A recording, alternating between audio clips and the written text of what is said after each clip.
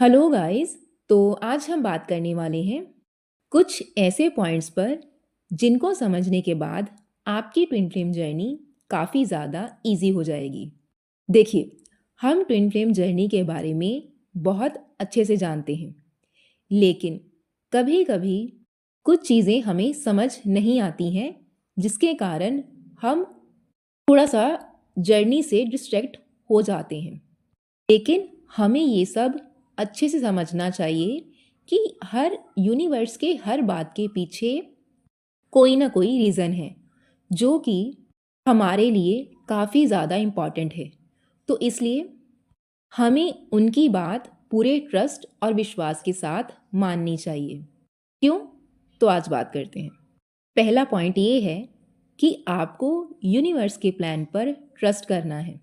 देखिए, हमें ये बार बार बोला जाता है कि यूनिवर्स के प्लान पर ट्रस्ट कीजिए, लेकिन क्यों क्यों ट्रस्ट करें हम ये चीज़ खुद से पूछते हैं कि हम यूनिवर्स के प्लान पर कैसे ट्रस्ट करें, क्यों ट्रस्ट करें, जबकि चीज़ें तो हमारे फेवर में हो ही नहीं रही हैं।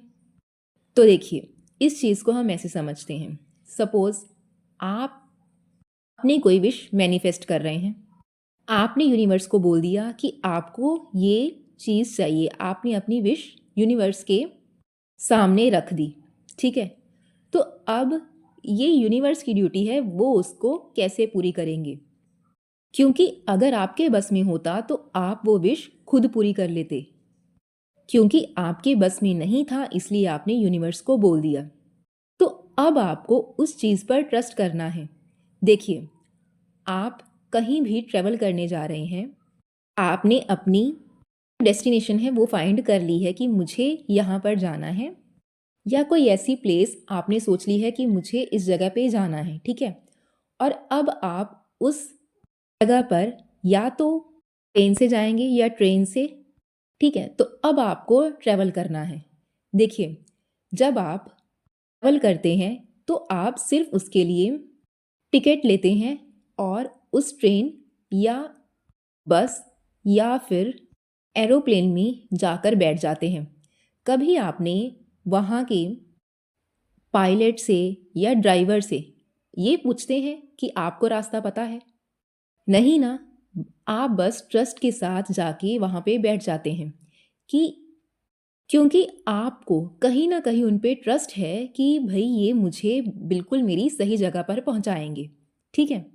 तो देखिए, आप उस वक्त एक अनजाने जिस इंसान को आप नहीं जानते हैं उस पर आप ट्रस्ट कर रहे हैं, बिना उनको देखे, बिना उनको जाने। तो वैसे ही अब आपको यूनिवर्स पर ट्रस्ट करना है। आपको अपनी विश के बारे में पता है, लेकिन उस तक कैसे पहुंचना है ये आपको नहीं पता है, ये सिर्फ यूनिवर्स को पता है। तो अब वो कोई ना कोई ऐसा प्लान बनाएंगे ताकि आप उस चीज़ तक, उस इंसान तक, आप वहां तक पहुंच सकें, ठीक है। तो यूनिवर्स काम किसके लिए कर रहे हैं? ऑफ कोर्स आपके लिए। तो ऑब्वियस सी बात है कि अब आपको उन पे ट्रस्ट करना है, ठीक है। इसीलिए बोला जाता है कि आपको यूनिवर्स के हर प्लान पर ट्रस्ट करना है, क्योंकि वो जो कर रहे हैं, जो भी समझा रहे हैं, उसको अच्छे से लर्न करना है और आगे बढ़ जाना है, ठीक है। उसके बाद पॉइंट आता है एक्सेप्ट द सिचुएशन। आपको हर सिचुएशन को एक्सेप्ट करना है, आइदर इट्स नेगेटिव और पॉजिटिव, ठीक है। अब आपने अपनी विश मांग ली, उसके बाद जो भी सिचुएशन आएगी आपके साथ वो आपको टैकल करनी पड़ेगी, चाहे वो सिचुएशन कैसे भी हो, चाहे वो पॉजिटिव हो या नेगेटिव। अब आप ट्रेन में, बस में बैठ चुके हैं, ठीक है। तो अब आप उससे उतर नहीं सकते हैं। अब आपको हर उस सिचुएशन का सामना करना पड़ेगा जो आपको यूनिवर्स आ रहे हैं, या जिस भी सिचुएशन से आपका सामना करवा रहे हैं। देखिए, जब आप एक बार बस या ट्रेन में बैठ जाते हैं तो आपको वहीं पे उतारा जाता है जहाँ पे आपकी टिकट होती है, जहाँ तक आपने उनको बताया होता है। तो यूनिवर्स आपको वहीं पे जाके छोड़ेंगे जहाँ पर आपकी विश है, जैसे भी आपने मैनिफेस्ट की है। अब आप सिचुएशन से भाग नहीं सकते हैं। आप ये नहीं बोल सकते हैं कि मुझे ये चीज़ नहीं चाहिए। देखिए, ये जो भी हो रहा है आपके भले के लिए ही हो रहा है। जो भी चीज़ें आपके साथ घट रही हैं, आपको और ज़्यादा ही स्ट्रांग बनाएंगी। इसके लिए हम एक एग्जाम्पल लेके चलते हैं माँ पार्वती का। जब माँ पार्वती को भोलेनाथ अपना नहीं रहे थे, तब कामदेव ने महादेव पर रामबाण साध दिया था। तो महादेव ने कामदेव को भस्म कर दिया, और उसके बाद जो भी सिचुएशन आई है, रति ने माँ पार्वती को श्राप दिया कि वो अपनी संतान को जन्म नहीं दे सकती हैं। वहाँ पर माँ पार्वती ने उस सिचुएशन को एक्सेप्ट किया है। देखिए, माँ आदि शक्ति खुद भगवान थी, वो खुद बोल सकती थी कि मुझे ये सिचुएशन नहीं हैंडल करनी है, या फिर उनका तो कोई कसूर था ही नहीं, तो सिर्फ महादेव को पाने के लिए वहाँ तक आई थी।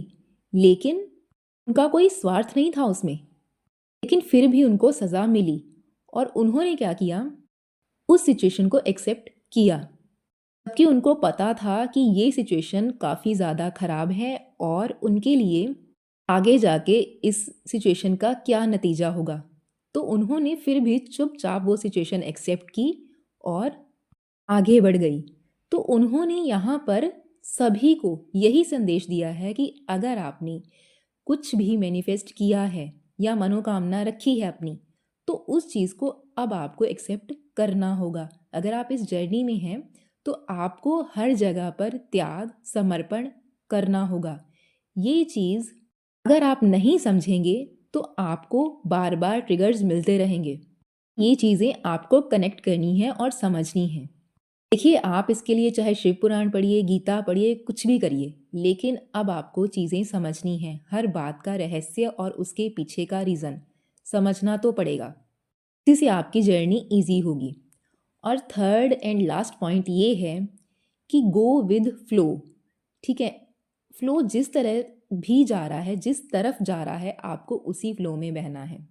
सपोज़ आपके सामने कुछ ऐसी चीज़ आ चुकी है जो आप बिल्कुल भी सह नहीं सकते हैं, आपको लग रहा है कि ये चीज़ तो हो ही नहीं सकती है। तो आपके चाहे डीएम से रिलेटेड हो या आपके डीएफ से किसी से भी रिलेटेड सिचुएशन हो सकती है, आपके घर वालों से, तो वो चीज़ यूनिवर्स आपको दिखाएंगे। बेशक वो उस तरह से 3D में एग्जिस्ट ना कर रही हो, लेकिन यूनिवर्स ऐसी सिचुएशंस बनाएंगे आपके सामने, आपको लगेगा कि ये चीज़ें हो ही नहीं सकती हैं, नामुमकिन है ऐसा होना, ये चीज़ एक्सेप्ट नहीं करूँगी। ठीक है, यहाँ पर डीएफ और डीएम दोनों की बात हो रही है।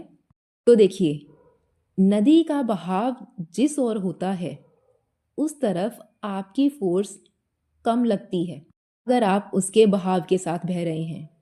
लेकिन वहीं अगर आप नदी की फ्लो की उल्टी तरफ बहेंगे, उल्टी तरफ आप तैरने की कोशिश करेंगे, यहाँ पर आपकी एनर्जी तो ज़्यादा लगेगी ही, ताकत तो ज़्यादा लगेगी, लेकिन आप फिर भी उस नदी के बहाव का मुकाबला नहीं कर सकते हैं।